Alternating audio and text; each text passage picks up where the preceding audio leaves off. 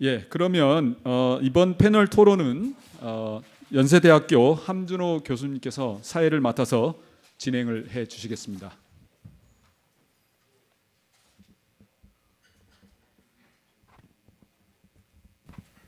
안녕하십니까. 패널 토론 사회를 맡은 연세대학교 함준호 교수입니다. AI에 대해서 제가 아무것도 잘 모르는데 이렇게 오늘 패널 토론 사회를 맡게 돼서 좀 대단히 민망하게 생각합니다. 오늘 들으신 바와 같이 심포지엄에서 AI 금융의 글로벌 현황과 전략, 또 금융산업의 활용 사례, AI 금융에 수반하는 여러 새로운 위험들, 그리고 투자 활성화를 위한 정책 방향까지 폭넓고 중요한 주제들을 다루어 봤습니다. 들으신 바와 같이 AI는 이미 금융산업의 업무 효율성을 높이는 도구를 넘어서서 금융 서비스의 제공 방식과 금융산업의 경쟁 구조 자체를 변화시키는 핵심 기술로 자리 잡고 있습니다. 하지만 동시에 데이터 집중, 제3자 의존성, 사이버 보안, 또 투자 버블 가능성까지 이 새로운 형태의 위험도 함께 제기하고 있습니다. 오늘 패널 토론에서는 AI 금융의 발전이 우리 경제와 금융산업에 어떤 기회를 제공할 수 있는지, 그리고 혁신과 안정이라는 두 가지 목표를 어떻게 조화롭게 달성할 수 있을지 함께 논의해 보고자 합니다. 특히 학계와 연구기관, 또 관련 산업과 정책 당국의 최고 전문가들께서 함께 자리하신 만큼 다양한 시각에서 건설적인 의견이 제시되기를 기대합니다. 그럼 오늘 패널 분들을 소개해 드리겠습니다.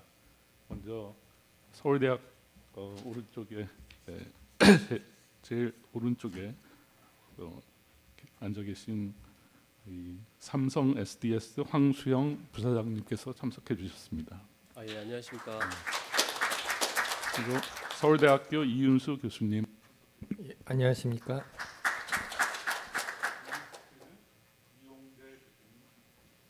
네, 안녕하세요.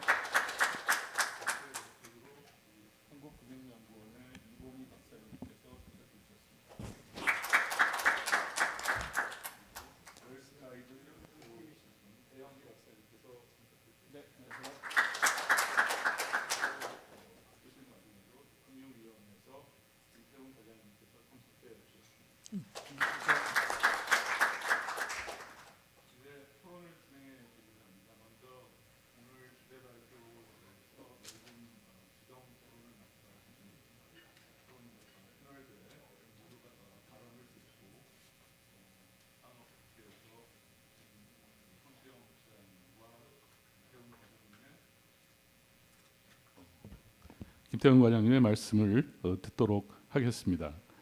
이 시간이 제약되어 있으므로 패널 분들께서는 8분 시간을 좀 지켜주셨으면 감사하겠습니다. 먼저 그러면 이윤수 교수님께 토론을 부탁드리겠습니다.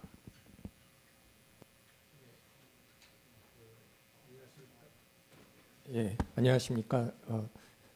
이렇게 좋은 자리 불러주셔서 감사합니다. 저희 토론 자료를 좀 올려주시면 좋겠는데요. 제가 지정 토론할 내용은 첫 번째 발표인 강영구 교수의 AI 금융의 글로벌 현황과 한국 경제의 전략에 대한 내용이고요. 제 토론을 간단하게 말씀을 드리면 AI 금융이라는 게 도입 규모가 아니라 구조, 방향성을 어떻게 잡을 것이냐, 그다음 자금 조달을 우리가 어떻게 할 것이냐, 그리고 이 감독을 어떻게 할 것이냐, 이 세 가지로 말씀을 드리도록 하겠습니다. 발표는 지금 글로벌에서 어떤 일이 일어나고 있는 것과 한국에 대한 시사점, 그리고 여기서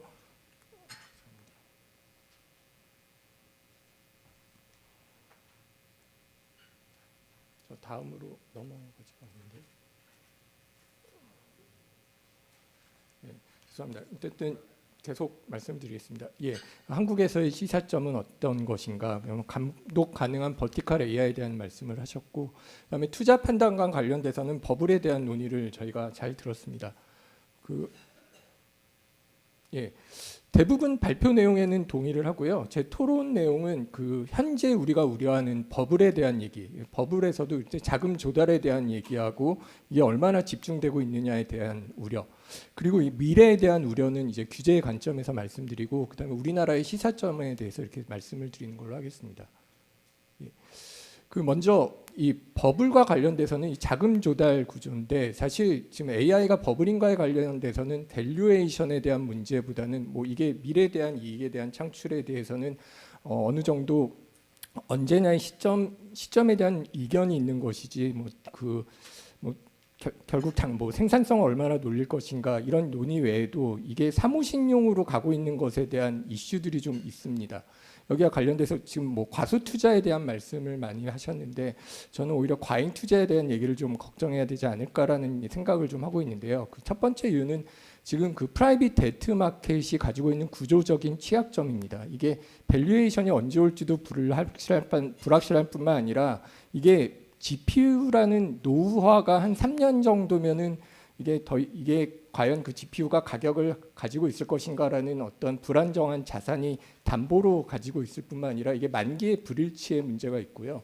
그리고 이 모든 투자들이 한 군데로 쏠리는 공통 요인이 집중되어 있다라는 점.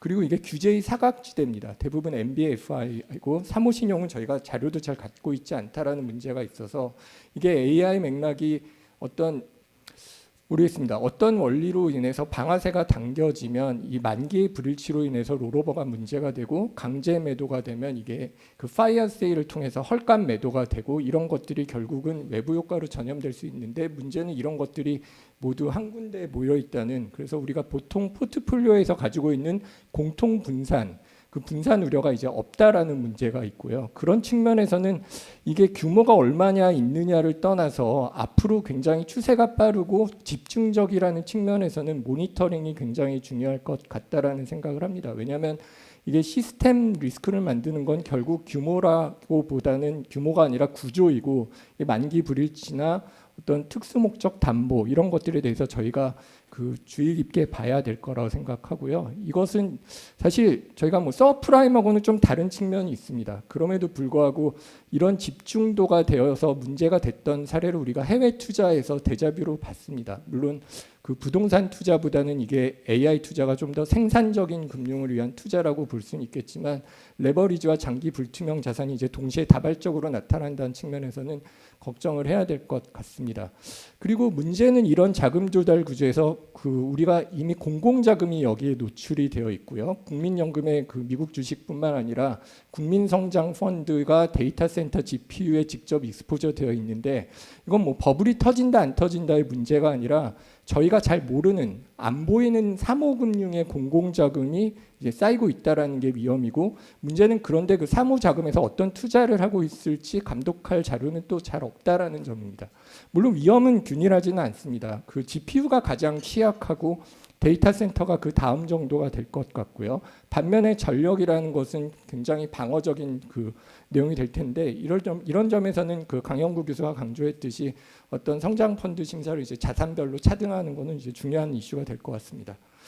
다음은 그 위험은 AI가 있다의 문제가 아니라 AI 아키텍처에 있다라는 생각이 듭니다. 최근에 이제 연구된 논문들이 좀 있습니다. 이게 사실 그 우리가 이게 AI가 투자라면 되게 지금 발표에도 지적이 됐듯이 군집의 문제가 있고 이런 것들이 시스템 위험을 가지고 있는 게 아니냐라는 것과 관련돼서 실제로 큐러닝을 통한 학습된 데이터, 학습된 모델로 투자를 할 때는 과잉 군집 효과가 굉장히 나타나서 어떤 파이어 세일이 급속도로 빠르게 진행되는 반면에 LLM은 좀 나을 거라고 생각을 했는데 어떤 믿음에 대한 이질성이 굉장히 다르기 때문에 오히려 예측이 불가능하다는 논문이 이제 최근에 그 분데스뱅크에서 분데스뱅크하고 유펜의 연구자 이게 두 개의 독립된 논문으로 나왔고요. 그래서 AI가 더 똑똑할 것 같지만 그게 더 안전하다라는 것은 이제 저희가 볼 수 없고 그런 측면에서는 어떤 모델을 다양하게 가져가는 게 거시 건전성 수단으로도 적합하다. 그런 측면에서는 우리가 소버린 AI 만약 의존한다라고 하더라도 굉장히 다양한 그 모델이 필요하다라는 것이 시사점이라고 볼 수 있을 것 같고요. 규제 입장에서는 반면에 이게 사후에 감독을 할 수 있다면 사전적인 규제가 많이 필요하지 않다라는 연구가 최근에 스탠포드 연구진 클레이턴과 코폴라라는 친구가 발표를 했는데요. 이거는 실시간 감독을 할 수 있다면 이 경우에는 이 논문에서는 그 13F라는 어떤 미국의 그 자료가 있었습니다. 그래서 사실 우리도 사후에 감독을 할 수 있다면 사전 규제를 너무 세게 할 필요는 없다. 다만 사무시장에 데이터가 없다라는 게 이슈가 될 것 같고요. 그 다음에 인력이 선결 과제가 될 것 같습니다. 저희가 사실 가장 큰 병목은 그 필요한 데이터가 없다라는 점과 인력이 없다라는 측면이 아닌가라는 생각을 좀 해봐야 될 것 같습니다. 마지막으로는 이 생산 능력에 관련된 것인데 이게 그 진짜 병목은 말씀드렸듯이 저희 데이터하고 이게 실질적으로 생산성을 높이는 데 쓰이냐에 있는 것을 같습니다. 저희가 하드웨어 투입에 집중된 어떤 GPU 투자를 굉장히 신경을 많이 쓰고 있는데 결국 이게 생산성을 올리려면 그 어떤 이것은 확산해서 나와야 될 것 같고요. 이게 활용 가능한 데이터를 기업들이 쓰면서 이게 도메인 기업의 AI 활용을 통한 부가가치가 이루어져야지 모델 데이터는 늘어나는데도 불구하고 GDP나 일자리 또는 수출에서 체감 효과가 굉장히 제한적이면 안 될 것 같다라는 생각. 그러면 결국 우리가 얘기하는 AI 버블이 오는 게 아닌가라는 생각을 합니다.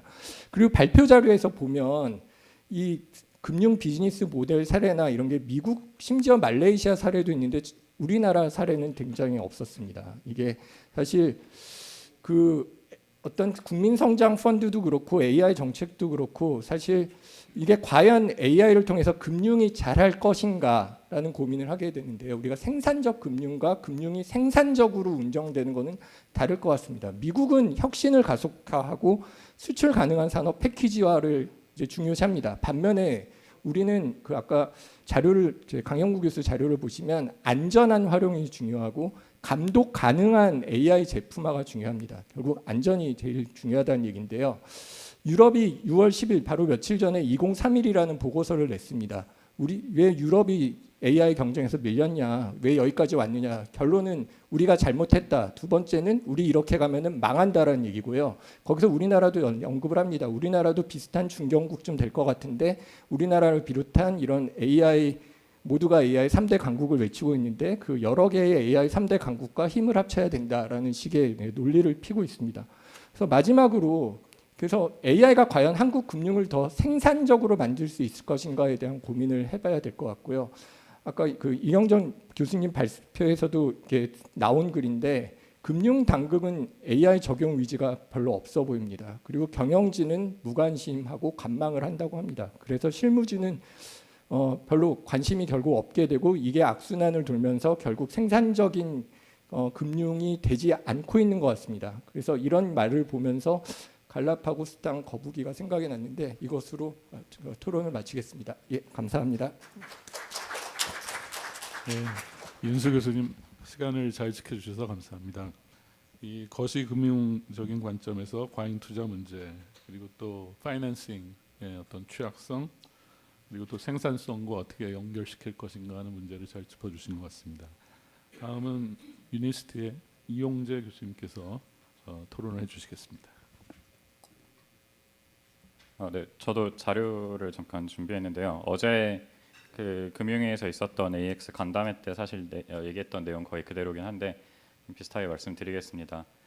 일단 첫 번째는 그 AX 일단 저는 공대 소속이라서 아마 그 좀 생소한 얘기가 좀 많이 있을 수 있습니다. 좀 기술적인 얘기일 수 있는데 네, 일단은 AX, 그러니까 AI 전환이라는 것에 가장 중요한 거는 이제 우리가 AI랑 같이 일하는 것이 많이 익숙해져야 한다고 생각을 합니다. 그래서 이제 구성원들이 그 각자 AI 에이전트들을 데리고 일하는, 그러니까 에이전트의 보스가 되는 것들이 점점 더 많이 일어나야 한다고 생각을 하고 뭐 이런 것들이 이제 각 구성원들이 정말로 AI에 대한 컨트롤을 가지고 직접 만든 AI 에이전트들과 일을 하다 보면은 점점 더 이제 AX가 잘 될 거라고 생각을 합니다. 사실 미국 같은 경우에는 JP모건이 한 2024년부터 그 구성원들에게 AI 툴을 적극적으로 쓸 수 있게 많은 그 돈을 지원해주고 있었고요, 지원해왔고.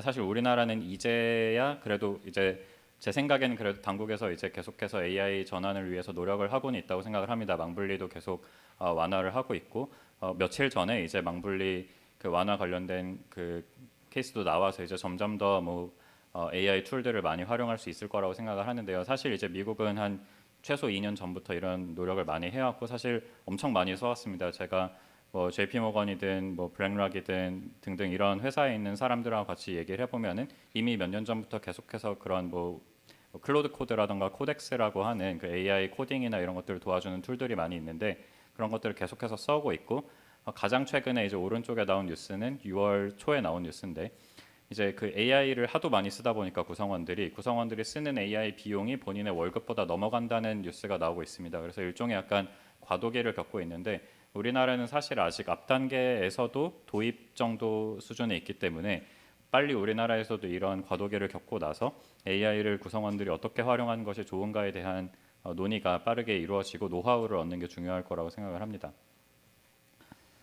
네, 그리고 이제 계속해서 AI를 통해서 이제 뭐 일자리가 많이 없어질 거다 이런 얘기가 계속 많이 나오고 있습니다. 그나마 최근에는 그래도 걱정하는 것만큼 없어지진 않을 거다라는 얘기가 나오고 있기는 하지만 그래도 AI로 인해서 최근에 채용이 많이 줄어들고 있고 또 특히 저도 이제 학생을 길러내는 입장에서 학생들이 뭐 공대를 졸업하고 이제 취업하는 데 있어서 상당히 어려움을 겪고 있는 것은 사실입니다. 그래서 최근 들어서 젊은 학생들이 취업을 상당히 어려워하고 있고 JP모건의 제이미 다이먼이 최근에 했던 얘기는 단순히 AI를 배우는 것만 중요한 게 아니고 이제 구조화된 사고라던가 답을 검증하는 판단력 그리고 소통 능력, 책임감 이런 것들이 중요하겠다 이런 얘기들을 많이 했습니다. 그리고 사실 이 아주 유명한 AI 개발자인데요, 안드레이 카파시라는 사람이 있는데 그 오픈 AI 공동 설립자이고 지금 엔스로픽에서 일하고 있는 사람인데 이 사람이 했던 얘기 중에 하나가 thinking, 그러니까 사고는 우리가 AI에게 아웃소스를 해줄 수 있지만은 understanding, 이해하는 거는 아웃소싱을 해줄 수 없다. AI를 통해서 우리가 일을 대신하도록 시킬 수는 있지만은 그걸 통해서 최종적으로 판단하고 결정하고 소통하는 understanding은 결국엔 사람이 해야 된다라는 이야기입니다. 그래서 지금 새로운 세대에게는 결국엔 이런 AI에게 뭔가 일을 시킬 수는 있으나 그것들을 잘 이해하고 판단하는 능력들을 잘 길러야 할 거고 실제로 뭐 JP모건, 블랙락, 블룸버그 같은 글로벌 리딩 기업들은 전부 다 AI 리서치 센터를 크게 가지고 있고 다 논문도 상당히 많이 쓰고 있습니다. 사실 우리나라 금융권에는 R&D라는 개념이 많이 부족하다고 생각합니다. 사실상 뭔가 산학협력이라던가 학교와 뭔가 개발해서 연구해서 만들어내고 이런 걸 꾸준히 한다는 노력이 많지 않고 이런 것들이 좀 많아져야 할 거라고 생각을 하고요. 그나마 뭐 저희 연구실도 최근 들어서 이제 특히 금융 당국이나 유관기관과도 과제들을 좀 해오고 있고요. 자금 세탁이라던가 뭐 전세 사기나 이런 것들도 많이 해오고 있고 또는 이제 사기업들하고도 다양한 연구를 하고 있습니다. 그래서 이런 것들이 앞으로 점점 더 많아져서 금융권도 R&D를 통해서 인재 육성도 하고 구성원들에게 발전할 수 있는 기회도 계속해서 줘야 그냥 AI한테 일만 시킬 것이 아니라 그 새로운 인재들도 발굴을 하고 그 지금 있는 구성원들도 점점 더 AI를 잘 쓸 수 있는 그런 사람들이 되도록 만들어야 될 거라고 생각을 합니다. 마지막으로 하나만 좀 다른 관점에서 말씀드리자면은 저는 이제 주로 사실 투자 분석 관점에서 정량적인 기법들을 개발하는 편인데요. LLM이라는 게 등장하면서부터 투자 쪽에서는 우리가 퀀트 투자라고 부르는 게 있고 디스크레셔너리 매니저라고 부르는 게 있습니다. 퀀트 투자는 아시다시피 이제 숫자를 가지고 투자하는 사람들이고 디스크레셔너리 매니저들은 뭔가 펀더멘탈한 것들을 가지고 분석해서 투자하는 사람들일 텐데 LLM을 통해서 이 경계가 많이 사라지고 있습니다. 예전에는 퀀트 투자자들은 다 숫자만 가지고 분석을 했었고 저도 사실 약간 그런 부류의 연구자였는데 이제 LLM을 통해서 퀀트 투자자들도 뭐 여러 가지 텍스트 정보나 내러티브를 이용해서 투자할 수 있는 길들이 열리고 있습니다. 마찬가지로 디스크레셔너리 매니저들도 예전처럼 그냥 펀더멘탈만 갖고 하는 게 아니고 AI 툴들을 활용해서 뭔가 스케일러블하게 시스테믹하게 일을 할 수 있는 길이 열리고 있고요. 제가 가장 최근에 재미있게 하고 있는 연구들 중에 하나인데 왼쪽 페이퍼는 이제 LLM들한테 투자에 대해서 물어봤을 때 모델마다 상당히 다른 답변을 내놓는다라는 LLM의 편향 또는 LLM의 어떤 뷰가 상당히 다르다 투자에 대한 그런 연구를 작년에 했었고요. 오른쪽에 있는 거는 그거에서 한 단계 더 나아가서 LLM들한테 뭐 어닝콜이라던가 공시 자료 같은 걸 요약을 시켰을 때 분명히 똑같은 문서를 주고 요약을 시켰는데도 불구하고 그 모델마다 요약되는 것의 센티먼트나 이런 것들도 다르고 뿐만 아니라 더 중요한 거는 원문을 보고 의사결정을 내렸을 때랑 요약본을 보고 의사결정을 내렸을 때 결론이 달라지는 경우가 상당히 많았다는 겁니다. 그래서 LLM 이렇게 많이 사용이 되는데 그런 것들에 있어서 뭔가 위험성이 생겨날 일이 상당히 많다.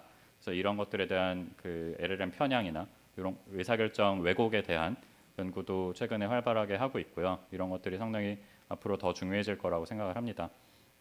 이거 이제 MIT의 앤드류 로 교수님이 최근에 쓰고 계신 논문들인데 LLM을 파이낸셜 어드바이저로 썼을 때 어떤 이제 특성들이 있는가 또는 어떤 것들을 주의해야 하는가인데 LLM을 파이낸셜 어드바이저로 썼을 때 뭐 나쁘진 않으나 뭐 그렇다고 아주 커스터마이즈된 답변들을 주거나 그러진 못한다는 이야기들을 하고 계십니다. 그래서 결국엔 LLM이 상당한 가능성이 있으나 이거를 금융 분야에서 특히 투자 분야에서 잘 쓰기 위해서는 상당히 정교한 세팅이나 연구들이 많이 필요하겠다. 이런 말씀을 좀 드리고 싶었습니다. 네, 여기까지입니다. 감사합니다. 예, 감사합니다. 이 기술적 또 공학적인 관점에서 어떻게 AI를 좀 생산성 또 업무 효율성과 연결시킬 수 있는가 하는 문제를 좀 다뤄주신 것 같습니다. 그리고 또 사실 AI가 인간의 이 휴먼 인텔리전스를 이제 디스플레이스 한다는 그런 위기론도 많이 있는데 결국 인간의 어떤 그 노동력과 AI가 대체성을 갖는 것인지 보완성을 갖는 것인지 그리고 보완성을 더 효과를 높이려면 어떻게 우리가 접근해야 하는지에 대해서 또 많은 그 시사점을 주는 토론을 해주셨다고 생각됩니다. 감사합니다. 세 번째는 금융연구원의 이보미 박사님께서 토론해 주시겠습니다. 네, 안녕하세요. 금융연구원 자본시장실 맡고 있는 이보미입니다. 저는 그 김진영 박사님께서 발표해주신 금융 AI 투자의 구조적 특성과 생산적 금융의 정책 방향 관련해서 토론을 드리겠습니다. 먼저 뭐 주요 내용은 워낙 발표를 잘 해주셔서 이제 왜 국내 금융 AI 투자는 과소할까? 그리고 그거는 어떻게 보면 금융 AI 고유의 어떤 구조적 시장 실패 때문이다라는 결론을 내려주신 것 같습니다. 그래서 얘기를 뭐 하면 높은 자산 특수성이 있고 막대한 보완제 비용이 들어가며 규제 리스크와 준수 비용이 들어간다라는 것이었고요. 그래서 거기에 각각에 대해서 이렇게 좀 완화 방안, 해결책을 제시해 주신 것 같습니다. 그래서 결론은 이런 이제 어떤 금융 AI의 어떤 특성이 이제 그 비용들하고 상호적으로 강화하면서 과소 투자를 고착화되는 것 같다라는 것이 이제 그 박사님의 결론이신 것 같습니다. 그래서 먼저 뭐 제가 제기하고 싶은 이슈 하나는 이제 과연 국내 금융 AI 투자가 과소한가?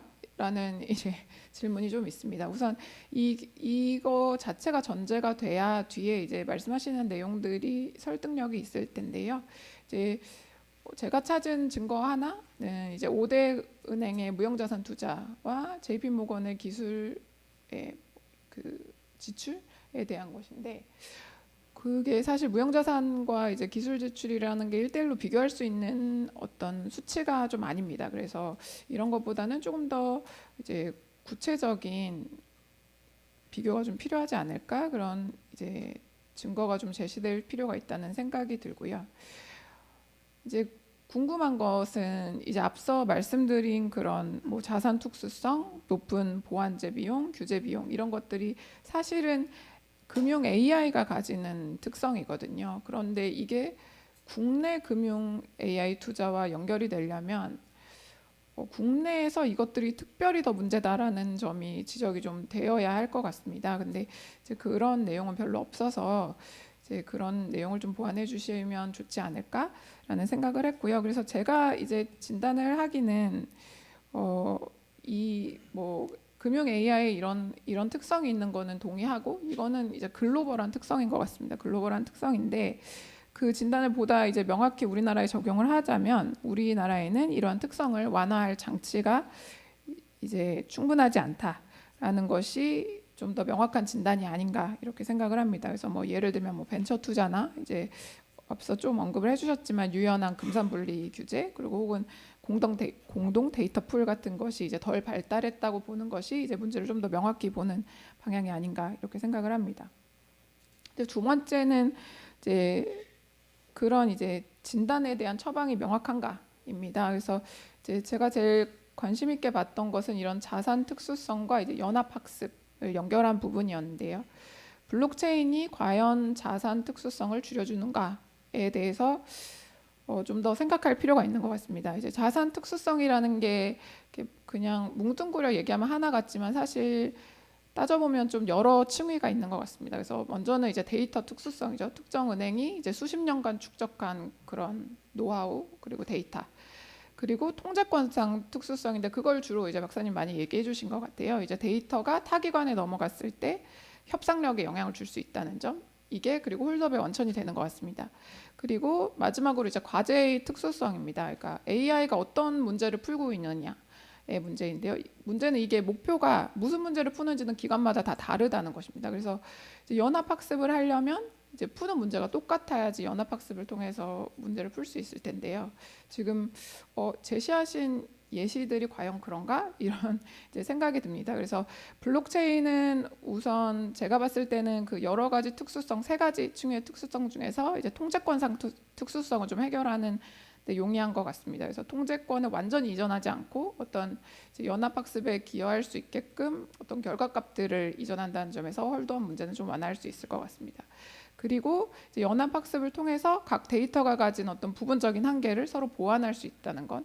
근데 그건 어디까지나 앞서 말씀드린 것처럼 이제 공통 목표, 공통 과제일 때만 이제 해당하는 문제인 것 같습니다. 그래서 그러니까 어떻게 생각하면 지금 예시로 들어주신 게 이제 사기 탐지 부분이거든요. 사기 탐지만큼 금융에서 목표가 명확한 과제는 없는 것 같습니다. 어느 금융회사나 사기 탐지를 하고 싶어하고 목표가 분명합니다. 그리고 그런 거는 모두 공통의 목표이기 때문에 사실 뭐 내 데이터를 주네 마네 뭐 경쟁력에 그다지 영향을 주지는 않는 것 같습니다. 그래서 뭐 이런 이제 좀 목표가 비슷하고 데이터가 표준화된 영역에서는 이제 그런 데이터에 대한 이제 전략적 가치가 낮기 때문에 애초에 홀드업 이슈가 그렇게 큰 분야가 아닙니다. 그래서 반대로 이제 홀드업 이슈가 심한 분야를 우리가 생각해 보면 이제 여신심사나 자산 배분이 해당할 것 같습니다. 그래서 뭐 예를 들면 뭐 그 배분, 자산 배분을 어떻게 할 것인지, 여신심사에서 누구한테 대출이 나가고 누구한테 대출이 나가지 말아야 될 것인지 이런 것들은 다 금융회사의 어떤 경쟁력 부분에 있는 것이기 때문에 이거를 공통 인프라를 통해서 이렇게 해결할 수 있다? 저는 지금 제안해 주신 그 방안으로는 해결이 조금 어려운 것 같습니다. 그래서 제가 생각하는 것은 이제 그 금융 AI의 층위를 좀 나눠야 된다고 생각을 하고요.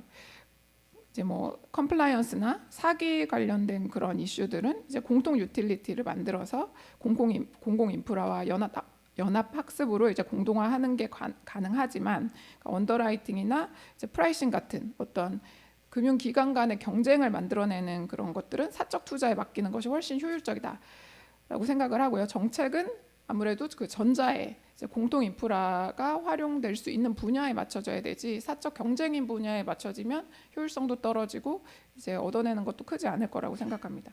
그 세 번째로 말씀드리고 싶은 것은 어떤 이제 것을 했을 때 대가가 좀 따르는 것 같습니다. 그래서 공통 GPU나 공공 인프라처럼 이제 자원을 모으는 것은 바람직한 방향이라는 것에 이제 동의를 합니다.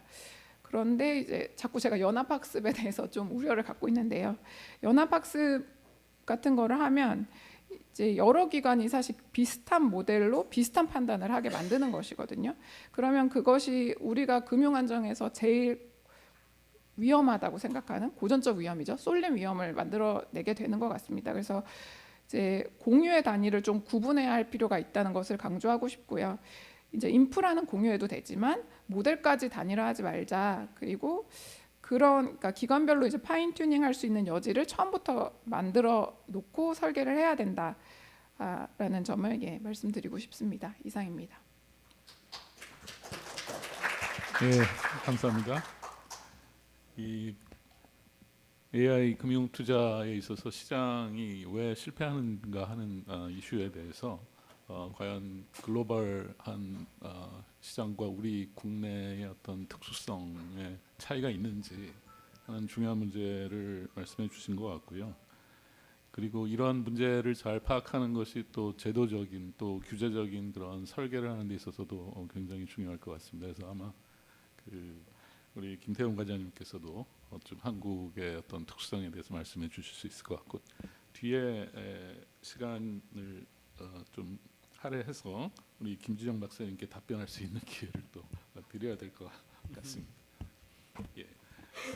그러면 네 번째 토론은 우리 웰스 가이드 대표를 맡고 계신 김현기 박사님께서 해주시겠습니다. 죄송합니다. 배영기 박사님께서 해주시겠습니다. 함주 선생님하고 저 잘 아는데. 가끔 아닙니다. 저도 투표권을 가진 금융학회 회원입니다. 그리고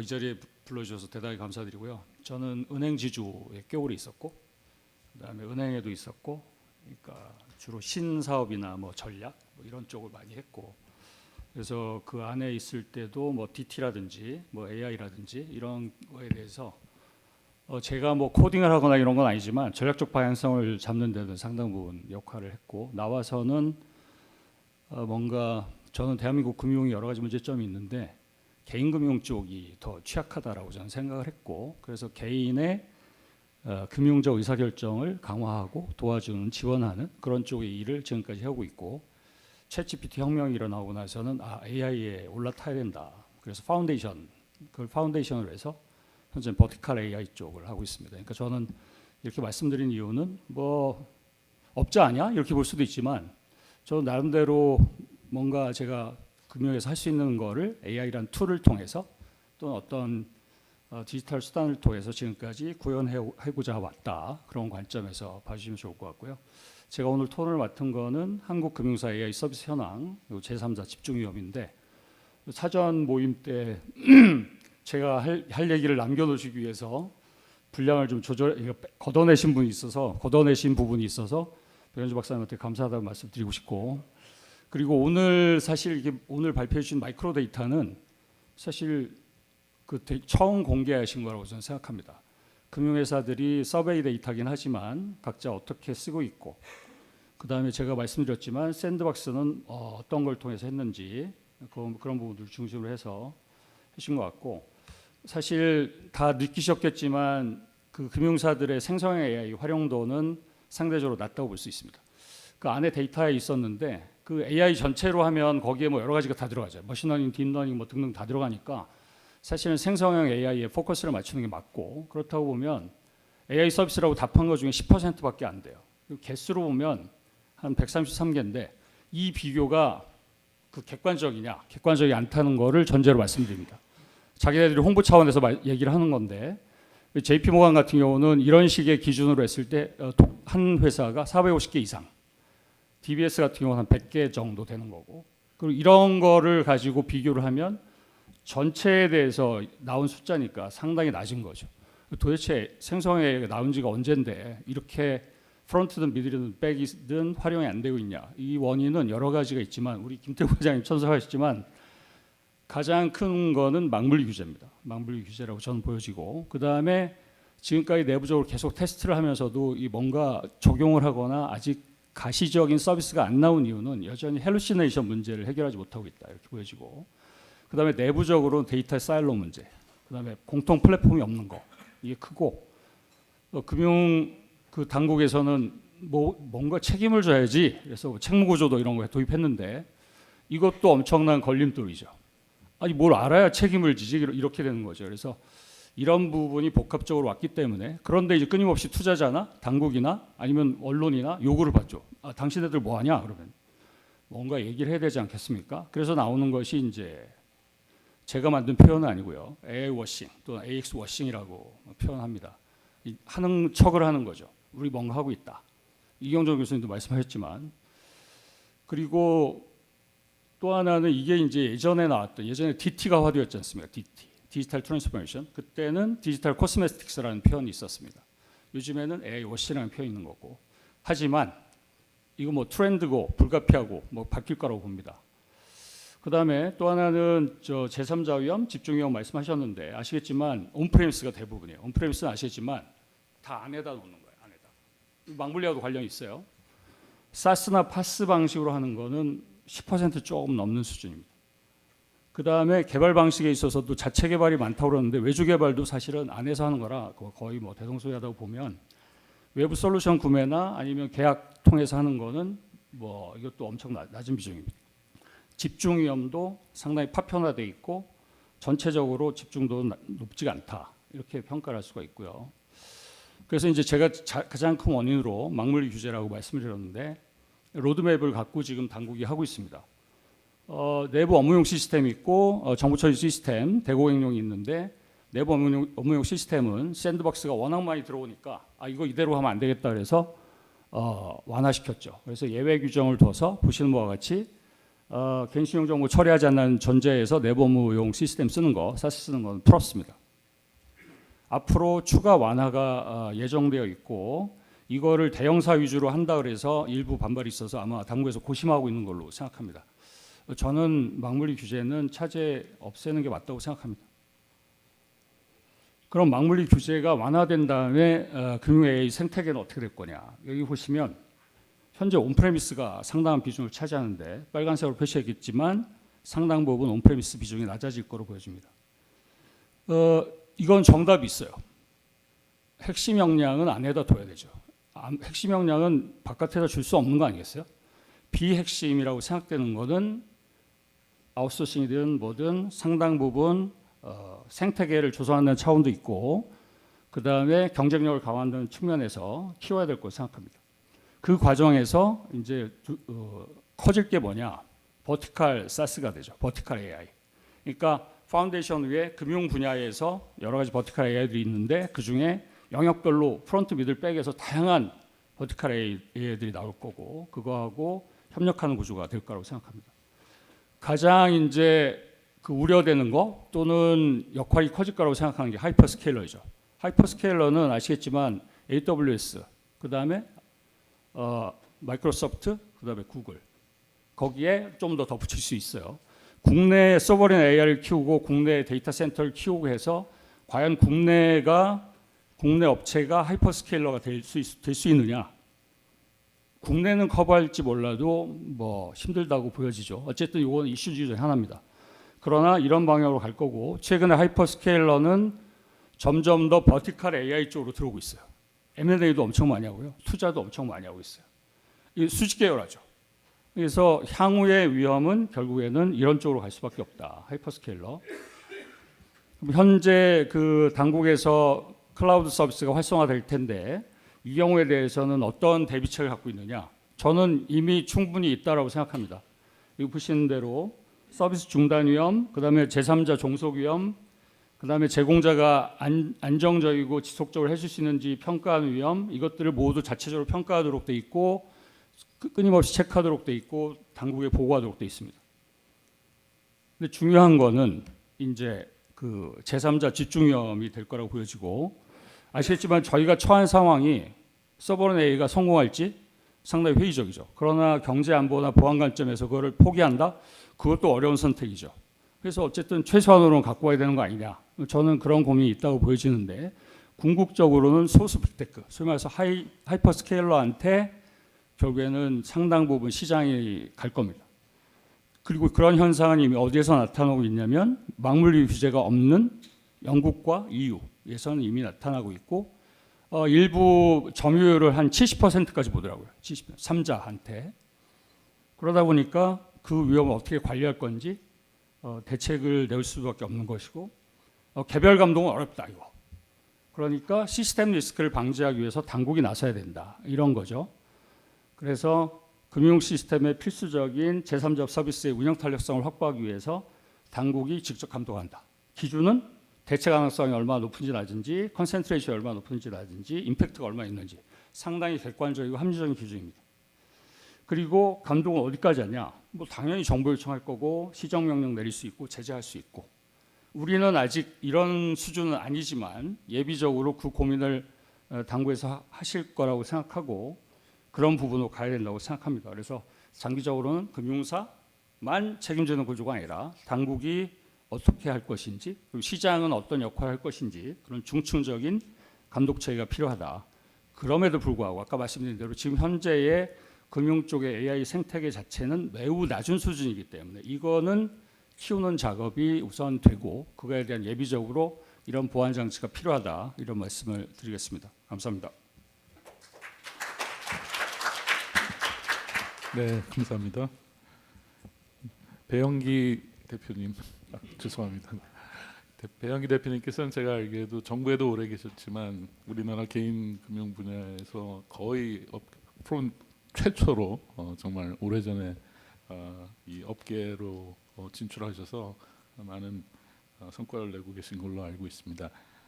현장에서 느끼는 그런 제약과 고민 또 규제를 해보신 입장에서 또 객관적으로 문제를 잘 짚어주신 것 같습니다.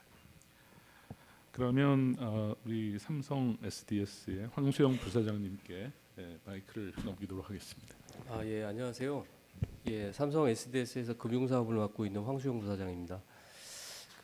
저는 사실 연구하는 사람이 아니라서 뭐 이런 이론적인 부분보다는 실제 금융시장에서 이 AI들이 어떻게 전복이 되고 있고 투자가 이루어지고 있는지에 대해서 자료는 없습니다. 자료는 없고요. 그냥 브리프하게 말씀을 좀 드리면 어떨까 싶은 생각입니다.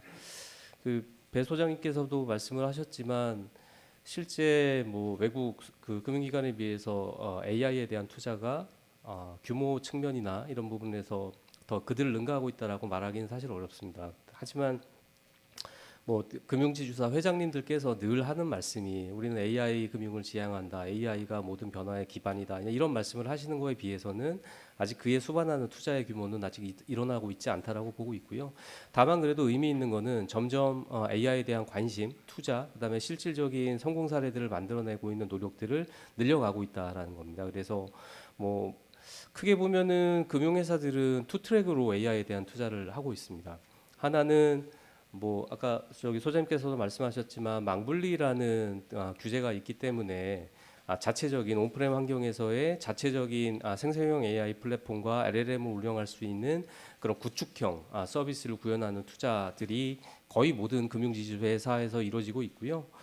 두 번째는 이 구축형 말고 금융규제 샌드박스에 대한 예외 승인을 받아서 직원들에게 모바일 디바이스나 인터넷 전용 단말에서 외부 사스 서비스를 사용할 수 있도록 허용하는 이 두 가지 측면에서 좀 많은 투자들이 좀 이루어지고 있고요. 그래서 근데 왜 이렇게 투자가 이루어지고 있는데 실제로 체감하는 AI 서비스는 별로 없어 보이냐라는 것에 대해서 제가 그냥 제 나름의 해석을 하다 보면 실제 금융회사들은 아직까지는 대고객 서비스 AI를 직접 적용하는 것을 조금 두려워합니다. 왜냐하면 아까 말씀하셨지만 할루시네이션에 대한 문제도 있고, 그다음에 이 AI가 판단을 하고 결정을 실행을 하는 경우에 대한 책임 소재를 어떻게 판단할 것인가에 대한 아직은 명확치 않은 부분이 있기 때문에 아직까지도 금융권의 AI 도입은 내부 직원의 업무 생산성과 효율성을 향상시키는 쪽에 국한되어 있기 때문에 외부 고객들이 느끼는 실질적인 AI 서비스는 챗봇, 뭐 AI OCR 요 정도에 사실 국한된 게 사실입니다. 하지만 뭐 엊그제부터 이제 망분리에 대한 규제 철폐에 대한 여러 가지 이야기가 나오고 있고 지금 뭐 10개 금융회사들이 한시적으로 보안 부분에 대해서 망분리 예외 적용을 받았듯이 머지않은 시기에 준비가 되어 있는 금융회사들은 망분리 규제에서 벗어날 수 있는 그런 이제 환경이 만들어질 거로 예상은 되고 있습니다. 그래서 그런 환경이 되면 지금보다는 훨씬 더 공격적인 그다음에 실제로 사용할 수 있는 AI에 대한 투자가 늘어날 것이라고 보고 있고요. 그게 단순히 어떤 질문에 대한 답변을 해주는 그런 수준에서 벗어나서 나의 업무를 에이전틱 AI와 함께 수행하는 형태로 업무 프로세스 자체의 변화가 있으리라 생각을 합니다. 비근한 예로 지금 우리 은행에서는 뭐 상당히 많은 돈입니다. 한 뭐 800억 정도의 돈을 투자를 해서 175개의 뱅킹 에이전트를 구현하겠다라는 프로젝트를 이미 시작을 했고요. 저희가 수행을 하고 있습니다만 그 175개 업무 프로세스가 에이전트화가 되면은 실제 거기서 파생되는 뱅킹 에이전트는 한 400여 개의 에이전트가 생성이 됩니다. 그래서 그 에이전트들이 175개의 업무뿐만 아니고 다양한 업무에 활용될 수 있는 그런 환경을 만들고자 지금 이제 그런 노력들을 금융회사가 하고 있다라고 이제 그렇게 이해를 해주시면 좋겠습니다. 그래서 질의응답보다는 에이전틱 AI에 기반한 나의 업무를 바꾸는 쪽으로 투자가 확대될 것으로 예상이 된다라는 말씀을 드리고요. 근데 그렇게 실질적인 효과를 내기 위해서는 세 가지에 대한 준비가 저는 금융회사에서 필요하다고 생각을 합니다. 첫 번째는 업무 프로세스에 대한 이해입니다. 그러니까 에이전트라는 것이 없던 프로세스를 만들어주는 것이 아니고 내가 지금 하고 있는 프로세스를 대체하거나 강화하거나 증강하는 그런 이제 역할을 하기 때문에 내가 수행하고 있는 금융 서비스의 프로세스가 무엇인지를 이해하는 것이 무엇보다 중요하다 이렇게 생각을 하고요.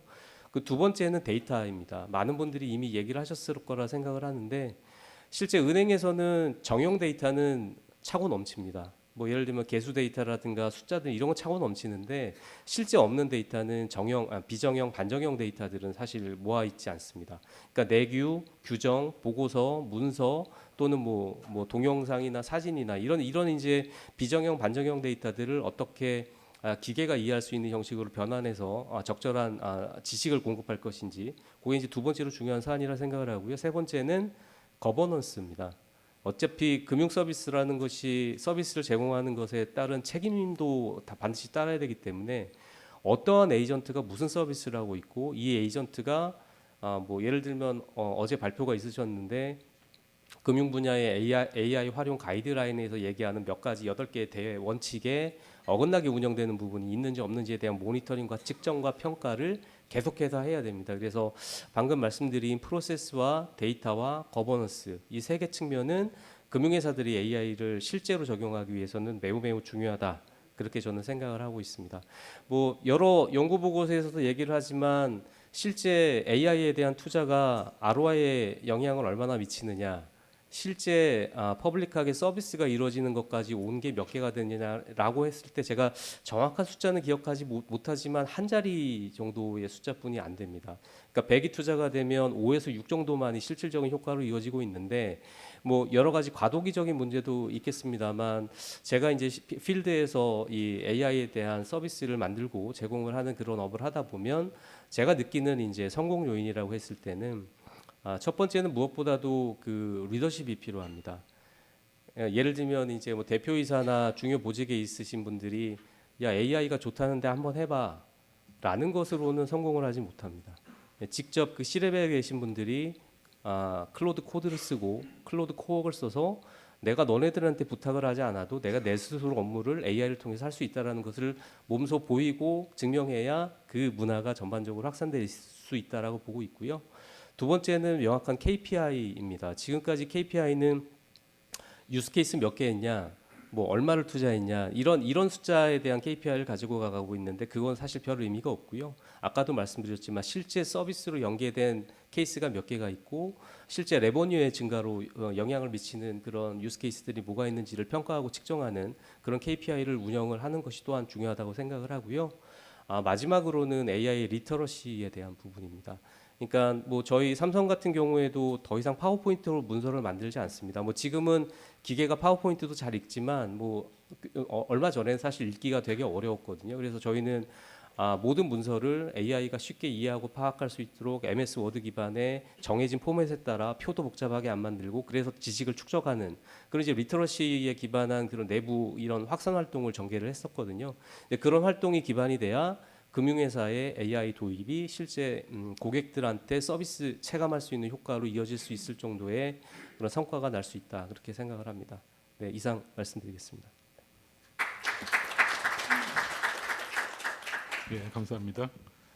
이 우리나라 금융회사의 어떤 AI 도입을 위한 노력 또 소개해 주시고 또 이 데이터나 거버넌스 문제 그리고 금융회사 입장에서 어떻게 하면 AI를 성공적으로 도입할 수 있을지에 대해서 KPI나 리더십의 문제를 강조해 주셨습니다. 그러면 마지막으로 우리 금융위원회 김태훈 과장님께서 토론을 해주시겠습니다. 예. 안녕하세요. 금융위원회 금융안전과 김태훈 과장입니다.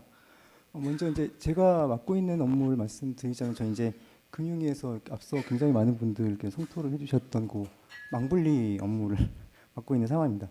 그 저희 총괄과장님께서 이제 사실은 데이터 AI 관련 사항은 저희 데이터과와 이제 총괄과에서 주로 담당을 하시는데 이번 토론회에는 이제 김태훈 과장이 하는 게 좋겠다 말씀을 하시면서 뭐 저희 사실은 이제 많은 토론회 저도 같이 배석을 합니다. AI 관련 사항을 가시면은 이제 그 저희 안전과장이 꼭 배석을 하고요. 뭐 상당 부분이 이제 망분리에 대한 성토로 이어지기 때문에 그런 부분에 있어서 최근에 또 저희가 망분리 관련한 대책도 발표하고 했던 부분이 있어가지고 그런 것들 잘 설명드리는 게 좋겠다는 취지에서 저를 이제 보내신 걸로 제의를 하고 있습니다. 그래서 일단은 다른 많은 아이디어도 많이 주셨고 저희가 AI 관련한 사항들에 대해서도 말씀을 드릴 수 있겠지만은 제가 이제 제가 맡고 있는 업무 좀 집중해가지고 약간 안보 보안이라든지 뭐 망분리 뭐 저희가 가지고 있는 생각이라든지 위주로 좀 말씀드리는 게 더 좋을 것 같아서 그런 위주로 말씀을 드리겠습니다. 일단 작년도가 사실은 좀 굉장히 특이했다고 말씀을 좀 드리는 걸로 시작을 좀 하고 싶습니다. 이게 그 제가 작년도에 부임을 하고 왔었을 때 2025년도죠. 그때가 이제 과거 한 10년간 났던 보안 사고 보다를 합친 것보다 더 많은 보안 사고가 터졌습니다. SKT도 있었고 또 이제 KT 사고도 있었고 그런 뿐만 아니고 이제 금융권에서는 서울보증보험에 랜섬웨어 사고도 있었고 또 롯데카드에 그런 사고가 있었죠. 그러니까 약간 저희 금융당국 차원에서도 그렇지만은 이제 과기부라든가 이런 보안 차원에서는 그간에 만들어왔던 여러 가지 보안 시스템이라든가 이런 거 체계가 많이 한계에 다다른 게 아닌가 그런 생각까지 했을 정도로 많은 변화가 필요한 시점이라고 저희가 인식을 하고 있습니다. 일단 저희가 망분리 규제에 대해서 좀 말씀을 드리고 싶습니다. 망분리 규제가 다들 굉장히 잘 이해를 하시는 분도 있고 이해를 못 하시는 분도 있으실 수 있는데 그 망분리와 망분리 규제는 조금 구분할 필요가 있다고 생각을 합니다. 우리나라에는 망분리 규제를 도입하고 있는 부분이 딱 두 개가 있습니다. 대한민국의 공공부문과 대한민국의 금융부문 두 군데가 망분리 규제를 하고 있다고 보시면 될 것 같고요. 망분리 자체는 사실 굉장히 많이 쓰는 매저라고 알고 있습니다. 망분리 규제가 이루어지고 있지 않은 해외에서도 상당 부분 개인정보라든가 이런 부분에서는 이제 망분리라는 매저를 많이 쓰고 있는 걸로 알고 있고 다만 이제 우리나라는 2013년도, 14년도에 있었던 대규모 정보 유출 사태와 또 이제 북한 해킹 위험이라든가 이런 걸로 인해 가지고 망분리 규제의 대응은 굉장히 단순합니다. 이제 3호망, 5호망이라는 표현을 쓰는데 3호망 이제 직원들의 어떤 사무용으로 쓰는 망과 정보 처리 시스템이라고 하는 금융회사 전산망 두 군데에 있어서는 논리적이든 물리적이든 무조건 망분리라는 매저를 사용해서 사용해라. 다만 이제 그런 매저를 사용해서 완전히 물리적으로 망분리를 하게 되면은 사실상 이제 네트워크로서 아무 효용이 없어지기 때문에 당국에서 인가 허가하는 여러 가지 예외 사유에 해당되는 경우에 있어서만 망분리 네트워크를 연결할 수 있는 그런 체계를 저희가 가지고 있습니다. 하나 이제 과거 작년도에 그런 굉장히 많은 사태를 겪으면서 느꼈던 것은 이것이 더 이상 이제 유효하지 않은 시대가 왔다고 저희는 느끼고 있습니다. 왜냐하면은 2010년도만 하더라도 굉장히 작은 수였던 공격 표면 자체가 이제 코로나 시기에 이제 비대면이라든가 또 최근에 여러 가지 서버 증설이라든가 이런 것들을 이루어지면서 굉장히 기하급수적으로 많이 늘어나고 있는 상황이고 그런 표면적 각각을 에 대해서 충분히 관리하기 어려운 측면들이 있어 왔기 때문에 더 이상 이제 CISO라든가 내부적인 보안 직원 연령만으로는 숫자를 파악하는 것조차 힘들어지는 시대가 왔다고 생각을 하고 있습니다. 그래서 사실 2024년 말부터는 망분리 규제를 금융위원회에서 최대한 빠른 속도로 이제 완화를 하고자 시도를 하고 있는 부분이라고 생각하시면 될 것 같고요. 앞서 많은 분들이 발표를 해주셨지만 지금 많은 금융회사에서 하고 있는 AI 서비스의 시도가 전부 다 금융규제 샌드박스를 통해서 이루어지고 있습니다. 그게 이제 2024년 12월 달에 있었던 망분리 규제 로드맵의 일환으로 하고 있는 것이고 최근에 저희가 발표드렸던 이제 로드맵 저희 망분리 조치와 좀 왜 그럼 새로운 망분리 조치가 나왔느냐 그거에 대해서도 말씀을 좀 드려야 될 것 같습니다. 저희의 이제 망분리 규제 부분은 그렇게 보시면 될 것 같아요. 당시로서는 가장 획기적으로 또 빠르게 망분리 규제를 완화할 수 있는 게 차근차근 완화할 수 있는 가장 효과적인 접근이라고 생각을 했었습니다. 규제 샌드박스를 이용하는 것들이. 다만 이제 이것이 지금까지는 이렇게 진행을 되었습니다. 금융회사들이 각각 본인들이 가지고 있는 서비스, 본인들이 가장 필요한 서비스를 금융위원회에 이제 규제 샌드박스라는 어떤 매저를 통해 가지고 그 절차를 통해서 신청을 해오면은 그걸 최대한 빨리 심사를 해가지고 그 부분을 열심히 열어준 범위 안에서 저희가 테스트를 해보고 거기에 대한 안전성 관련한 여러 가지 필요성이 인정이 된다 그러면 그걸 최대한 신속하게 규정화한다 이런 전략을 가지고 임해 왔었고 그걸 통해 가지고 앞서 말씀드렸지만 직원들이 사용하는 사무용 서비스의 사스 서비스에 있어서 이미 망분리 규제를 완화를 했습니다. 지금은 규제 샌드박스를 이용하지 않고도 그런 서비스를 이용할 수 있어요. 다만 이제 생성형 AI 서비스 같은 경우에는 사실 굉장히 좀 어려운 측면들이 많이 제기가 됩니다. 저희가 풀어줬음에도 불구하고 금융회사들에서 많은 어려움을 토로를 합니다. 또 이유가 뭐냐면은 이제 첫 번째로는 그 금융회사 자체적으로도 이게 특정 서비스 등등만으로 이제 이런 것들을 이렇게 완화해서 자신 있게 뭔가 서비스를 내는 게 굉장히 어려운 측면이 있고, 두 번째로는 이게 아무래도 대고객 서비스를 하다 보니까 그게 이제 일테면은 잘못된 투자자 설명을 한다든지 투자자에게 잘못된 상품을 한다든지 충분한 설명을 하지 않았을 때 법적 책임감이라든가 또 이제 테스트를 과정에서 봤을 때 하나라도 오류가 났을 때 위험성이라든가 이런 게 있기 때문에 충분한 이제 그 사례가 쌓이기 어려운 측면이 있었고, 사례가 쌓이기 어려우니까 저희가 이걸 규정화하기도 좀 어려운 측면이 있게 되겠죠. 그런 것들을 감안해가지고 저희가 생각했던 것보다 좀 그 규제 완화라는 좀 더뎠던 측면이 있다는 점을 미리 말씀을 드리겠습니다. 그런 와중에 이제 지난 4월달에 미토스 사건이 있었죠. 미토스가 이제 백악관에서 이제 이렇게 금융회사를 부르면서 이제 굉장히 우리나라뿐만 아니고 전 세계의 모든 국가들이 이제 이게 어떤 요거 정체에 대해서 굉장히 궁금해하는 그런 상황으로 왔는데요. 이제 너무 잘 주지하고 계시겠지만은 미토스 AI가 이제 해킹이란 거를 이제 취약점을 찾아내는 그런 단계를 벗어나가지고 스스로 해킹을 뭐 기획을 한다든지 기획한 해킹을 실행을 한다든지 실행된 거를 뭐 주인을 하게 리포트를 한다든지 뭐 이런 것들까지 가능하다는 얘기들이 나오고 있는 상황이 됐습니다. 그래서 저희는 이제 그런 거를 방어하기 위해서는 사실은 AI 체계라든가 이런 것들을 이제 지금까지의 망분리 완화라든가 망분리 체계 하에서 방어하는 것만으로는 굉장히 한계가 있다는 점을 체감을 하고 있는 중이고, 그걸 위해서라도 이제 망분리 체계를 어떻든 근본부터 빨리 바꿔야 된다 이런 생각을 가지고 있고요. 그래서 사실 굉장히 시급하게 금융회사들 많이 불렀습니다. 많은 얘기를 들었고요. 그러면서 저희가 이제 그 망분리 체계를 그러면 어떻게 하면 좀 빠르게 지금보다 확실하게 좀 속도를 내가면서 할 수 있을까, 그런 전략을 좀 고민을 했다는 점 말씀을 드리겠습니다.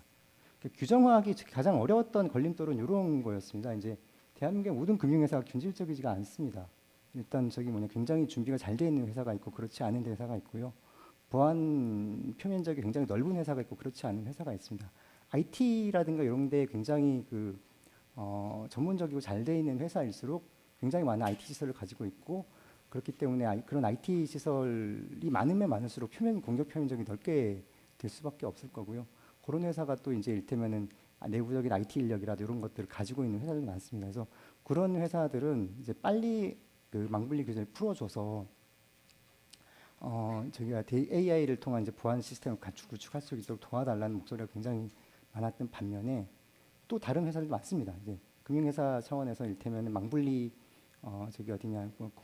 대면 서비스가 많지 않은 회사들도 많이 있고요. 또 이제 AI 서비스를 쓰고 싶더라도 안에도 인력도 없는 회사도 많이 있고, 그런 회사들은 오히려 저희가 망분리 규제라는 최소한의 안전장치를 해제하는 게 굉장히 위험하다라는 의견을 가진 회사들도 많이 있습니다. 그래서 모든 회사에 동시에 이런 규제를 또 전면적으로 해제하는 것들은 저희가 이제 유효한 전략이 아니다라는 생각을 좀 가지고 있습니다. 그래서 지금 생각에서 가장 유효한 전술은 어떤 그런 차원에서의 능력과 저런 걸 가지고 있는 그런 회사들 위주로 저희가 여러 가지 또 심사를 거치고 또 능력을 확인한 후에 뭐 그런 회사부터 먼저 선례를 만들어가고 저희가 가지고 있는 매저를 통해 가지고 망분리 해제라는 그런 것들을 할 수 있게 터주는 게 필요하다라고 생각을 하고 있습니다. 해서 이제 보안 목적 AI 활용에 있어서는 저희가 7월달 1차 테스트부터 해가지고 연내까지 계속 망분리 규제를 위한 테스트들을 좀 이렇게 진행할 예정이고, 그거와 좀 다른 루트로 저희 망분리 전면 해제하는 회사들도 금년 내에 좀 만들어갈 생각을 가지고 있습니다. 다만 앞으로 이게 계속 제대로 굴러가고 하게 되려면은 많은 것들이 해결돼야 된다고 생각을 하고 있습니다. 우리나라가 이제 망분리 규제라는 거를 도입해가지고 운영한 지가 벌써 10년이 넘었습니다. 그래서 이게 많은 금융회사들 들어보면은 하고 싶지 않아서 하는 게 아니고 바꾸고 싶어도 바꾸기에는 너무 어마어마한 비용이 든다고 토로하는 회사들도 많습니다. 모든 전산 체계와 모든 인프라 같은 경우가 이미 망분리를 전제로 해서 다 구성이 되어 있고, 그런 것들을 하나하나 새로이 만들기에는 굉장히 짧은 시간에 부담이 많이 된다는 점도 많이 토로하고 있습니다. 또 우리나라의 보안 업체라든가 이런 것들도 사실은 가장 큰 수요처인 공공부문과 가장 큰 수요처인 금융부문이 지금 다 망분리를 하고 있습니다. 망분리 규제를 하고 있기 때문에 거기에 맞춰서 모든 그 소프트웨어 공급업체들도 굉장히 거기에 익숙해져 있는 측면이 있습니다. 그래서 해외 그런 게 부분을 따라가거나 하는 데도 굉장히 벅차하는 부분도 있고, 이런 저희가 변화를 일으켰을 때 그런 소프트웨어 생태계라든가 이런 게 고사되거나 좀 어려움을 겪지 않을까 하는 그런 목소리도 있는 걸로 알고 있습니다. 하나 이번에 발표했을 때 저희가 좀 이렇게 생각했던 부분은 이제 굉장히 두려운 길이라고 생각을 합니다. 망분리를 떠나서 새로운 이제 세계로 나가는 게 뭐 많은 금융회사들이 필요하다고 얘기하지만 또 다른 부서를 부르면 굉장히 두려워하는 그런 이슈입니다. 금융위 차원에서도 그간 10년간 안정되고 또 이제 검증됐던 체계를 벗어 던지고 새로운 것들을 만들었기 때문에 시행착오라든가 게 굉장히 두려운 부분이긴 하지만 저희 차관님께서도 이렇게 여러 차례 말씀하시고 지난달에 또 장관님께서도 이제 지주 회장님 불러서 말씀을 하셨지만 의지는 분명하다고 말씀을 좀 드리고 싶습니다. 위험하지만 가야 될 길이라고 생각을 하고 있고요. 그걸 위해서 이제 바꿔야 될 때이 많다고 생각하고 있습니다. 앞서 말씀드렸지만은 뭐 지주 회사라든지 금융회사 안에 이제 인력들도 지금 좀 부족한 상황입니다. 그간에 망분리 규제에 익숙했던 세계 안에서 충분한 이제 AI를 이해하는 인력도 부족하고 또 요구를 풀었을 때 그거를 대비할 수 있는 보안 체계라든가 보안 시스템에 대한 준비도 사실은 아직 상당 부분 불안하는 그 회사들이 많습니다. 해서 저희는 그런 부분 또 이제 데이터라든가 또 거버넌스 문제, CIS와 CEO와의 관계라든가 이런 부분에 대해서 좀 이렇게 관심을 가지고 보고 있는 중이고요. 다만 이제 저희가 그렇게 절망적으로만 볼 생각은 아니라고 또 생각을 합니다. 우리나라는 다른 나라 가지고 있지 않을 정도로 굉장히 획기적으로 좋은 이제 마이데이터 시스템이라든지 오픈 뱅킹이라든가 이런 인프라에 있어서는 타의 추정을 불허할 정도로 굉장히 잘 돼 있는 시스템을 가지고 있고요. 또 이제 인력 부분에 있어서도 사실은 이제 보안을 아는 사람은 굉장히 많고 또 AI를 아는 사람도 많지만 이렇게 두 개를 다 아는 사람은 적다 이런 얘기가 있긴 하지만 그렇다고 해서 이제 그런 인력이라든가 이런 것들 양성이라든가 이게 절망적인 상황은 아니라고 생각을 합니다. 그래서 그 말씀드렸던 망분리 규제라든가 여러 가지 토양 또 이제 과거에 저희가 가지고 있던 2013년도 14년도에 했던 전 세계에서 가장 강력했던 어떤 데이터 보호라든가 망분리 규제라든가 이런 것들을 이렇게 최대한 빠르게 걷어내고 그 과정에서 저희 금융회사의 노력과 여러 가지 성공 사례를 쌓게 된다면은 다른 나라 못지않게 굉장히 빠르게 또 AI 전환을 이룰 수 있지 않을까 생각을 하고요. 그걸 위해서 앞서 여기 굉장히 많은 분들이 좋은 얘기를 많이 해주셨어요. 저희가 고민하고 있는데 많이 접점이 있는 부분이라고 생각을 하기 때문에 그런 것들을 다듬어 가면서 이제 저희 방의 미션은 그거라고 생각합니다. 망분리가 없어졌을 때, 망분리 규제라는 게 없어졌을 때 그걸 대체할 수 있는 그런 새로운 어떤 프레임워크와 그것들을 금융회사 관점에서 만들어 나가고 또 이제 이것이 제도만 있어서는 안 된다고 생각합니다. 성공 사례가 있지 않으면은 어떤 금융회사도 두려워서 가지를 않는 길입니다. 그래서 저희 성공 사례를 만드는 데 좀 집중해서 어쨌든 이런 것들을 잘 이뤄나가겠다는 점을 말씀을 드리겠습니다. 네, 감사합니다. 네, 감사합니다. 네, 그 AI 도입과 관련해서 우리 그 서비스 활성화를 가로막고 있었던 정말 현안이었던 망분리 규제에 대해서 자세히 말씀을 해주셨고요. 이 감독 당국 또 규제 당국의 고민 이런 부분도 말씀해 주셨습니다. 이제 6분의 이 토론을 들어봤는데요.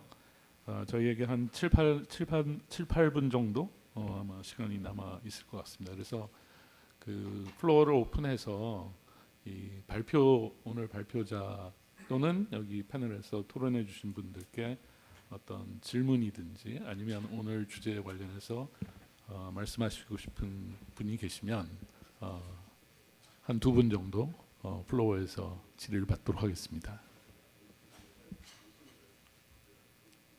소속을 밝혀주시면. 예, 인하대학교 이민환입니다.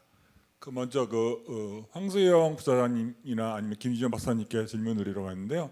그러니까 금융회사들이 이제 AI를 도입하는 걸 주저하는 이유가 베리피케이션이랄까 검증이랄까 그런 문제들 이것들을 이제 입증하는 문제들이 이제 발생이 되는데 이제 점점 복잡해질수록 사실은 이 블랙박스를 규명하는 게 점점 어렵잖아요.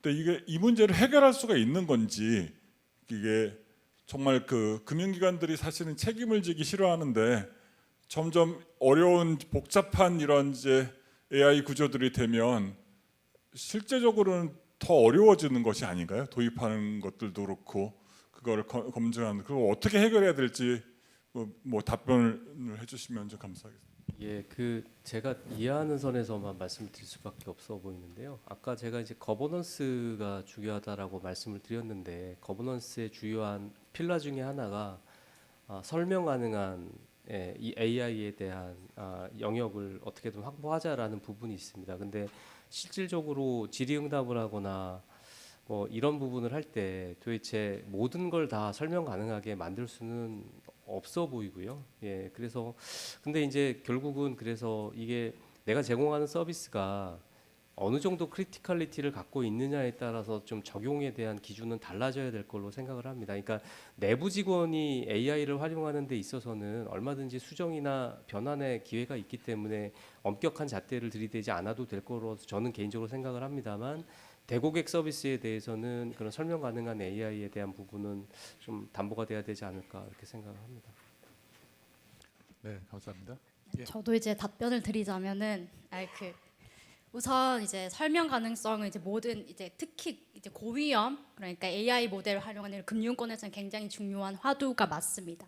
그래서 설명 가능성에 대해서는 사실 금융권 밖에서부터서 철학적 논의부터 시작해서 굉장히 오래된 논의가 거쳐져 왔고, 이 AI 모델 자체를 좀 해부할 수 있게 만들자 해서 인터프레터블 AI 모델이라고 해서 이걸 자체를 내가 이 인풋을 알면은 결과를 알 수 있도록 이렇게 만드는 방식이 하나가 있습니다. Interpretable AI라고 해서, 두 번째는 Explainable AI라고 해서 내가 이 블랙박스의 AI는 완전하게 이해하지 못하더라도 이 녀석과 굉장히 비슷한 설명 가능한 다른 리그레션이라든지 이런 방식을 활용해서 얘를 추측해보자, 이 결정 과정을 추측해보자, 이렇게 하는 방식들도 있고, 셰플리라든지 되게 다양한 방식의 어떻게 해서든 이 블랙박스 AI를 조금 이해할 수 있게 해주는 그런 방식들이 있습니다. 그런 식으로 노력이 진행되고 있고요. 이제 그런 식의 노력과 어떤 이제 학계 고민들을 이제 실무에서도 조금은 들고 와서 이제 설명 가능성을 높이는 방안을 고민해봐야 될 것 같긴 합니다.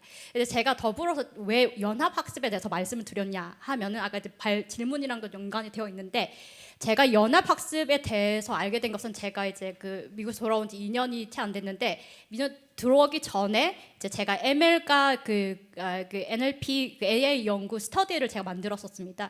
거기서 이제 각자 AI 논문을 읽고 발표하는 그런 시간을 한 1년 정도 가졌었는데, 그때 제가 연합학습, 블록체인이 AI를 어떻게 강화시키는가에 대한 논문을 읽은 적이 있어요. 그 2019년도에 나왔던 논문인데, 이미 미국에서는 어떻게 하면 이 AI를, 블랙박스 같은 AI를 개설할 때 조금 더 추적 가능하게, 조금 더 이해 가능하게 하는가에 대한 그런 기술적인 고민들이 굉장히 많았습니다. 그래서 우리나라는 이제 막 금융 AI를 이야기한 시점인 만큼 그런 앞선 논의들을 조금 더 공부를 하고 이런 것들 적용하기 위해서, 이제 실무에 적용하기 위해서 좀 노력을 해볼 필요가 있다라는 이제 말씀을 드리고 싶습니다. 그래서 연합학습을 좀 얘기를 했습니다. 네, 감사합니다. 혹시 한 분만 송우. 예, 저 중앙대학교 송수영 교수입니다. 오늘 발표와 토론 아주 재밌게 잘 들었고요. 근데 한 가지 이제 AI 자체 투자하는 것에서, 그러니까 이윤수 교수님하고 강영구 교수님한테 아마 제 질문이 될 것 같은데, 그 버블 자체가 생기는 거에 대해서 지금 아까 여러 가지 얘기하셨지만 버블이다 아니다 논쟁만 했다는데, 구체적으로 역사적인 그 사례로서 민스키 모먼트를 얘기 안 할 수가 없을 것 같은데, 이제 헤지 파이낸스는 이자와 원금을 좀 갚는 상태, 그다음에 스페큘레이티브 파이낸스가 되면은 이자만 갖고 원금을 계속 롤오버하는 상태, 여기까지는 그러면 괜찮은데, 마지막으로 폰지 상태가 되면은 아까 우리 이은수 교수님도 얘기했지만은 이거는 정말로 이자도 원금으로 부채로 프라이빗 크레딧이든 뭐 계속 쌓일 것 같아요. 예를 들어서 이제 이게 2008년도에 페이먼트 인 카인드 톡을 해가지고 그때 당시에 사실 이자를 어떻게 하는가 원금에다가 계속 또 추가를 시키는 것이에요. 토굴이니까 그 투자하는 관리하는 애들이 자기네들이 정할 수 있게 만들어서 투자자들이 원금을 못 하게 돼요. 그래서 요거를 구체적으로 거기서 예를 들어서 하나의 그 금융기관이나 지금 사실 그 샤도우 뱅킹들이 많이 투자를 하는데 여기에 이 현상이 생기는지 아닌지에 대한 어떤 그 기준을 금융위원회든 금감원이든 좀 잡아주시는 게 어떨까 하는 이 생각이 듭니다. 그래서 그러한 방식에 대해서 조금 질문을 드렸습니다. 혹시 이호수 교수님 간단하게 답변 또는 잘 알고 있는 분이 아니라서 강영 교수가 해주시겠어요? 네.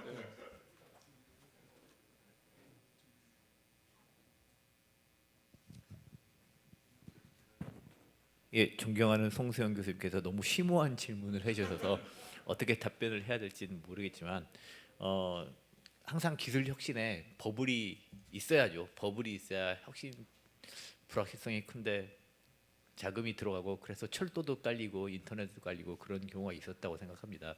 그래서 버블이 어느 정도 필요하다는 데서 공감하고 다만 그 책임을 그걸 피해를 우리가 독박을 쓰지 않았으면 좋겠다라는 말씀을 드리고 싶고요.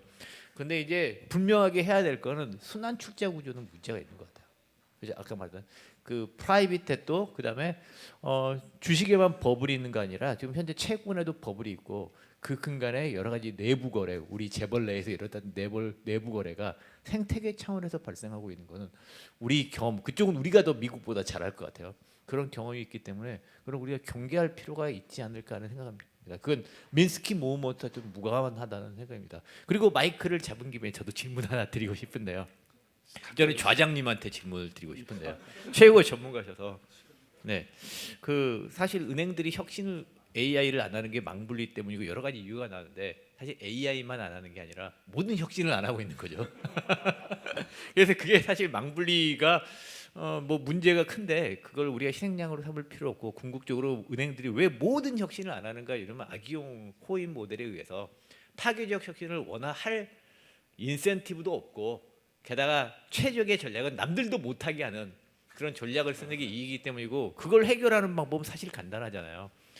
진입장벽을 허물면 될 것 같습니다. 그래서 AI 전문 은행을 한 20개 정도 허용해 버리면 쉽게 해결되는 게 아닌가 해서 우리 좌장님께 여쭤보고 싶습니다.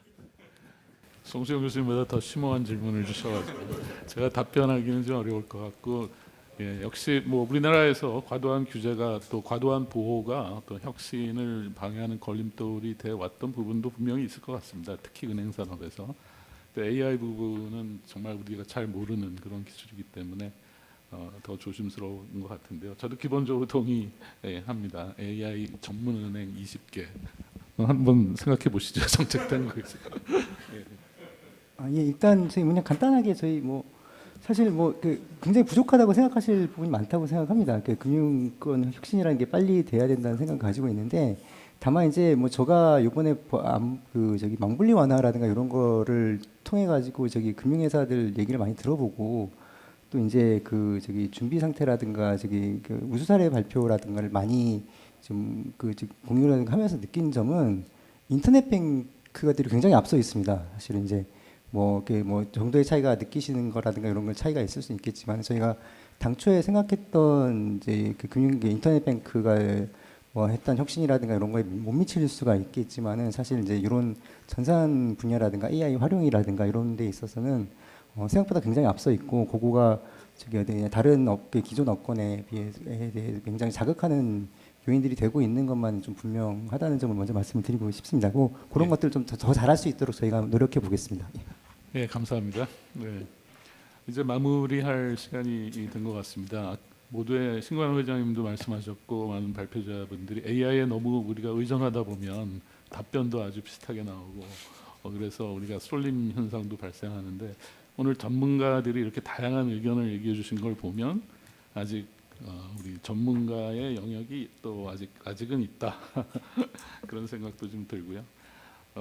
그래서 어쨌든 앞으로 우리 AI가 금융산업의 혁신 그리고 생산성 향상을 어떻게 이끌 수 있는지 이 부분에 대해서 오늘 많은 그런 논의와 공감대가 형성된 것 같습니다.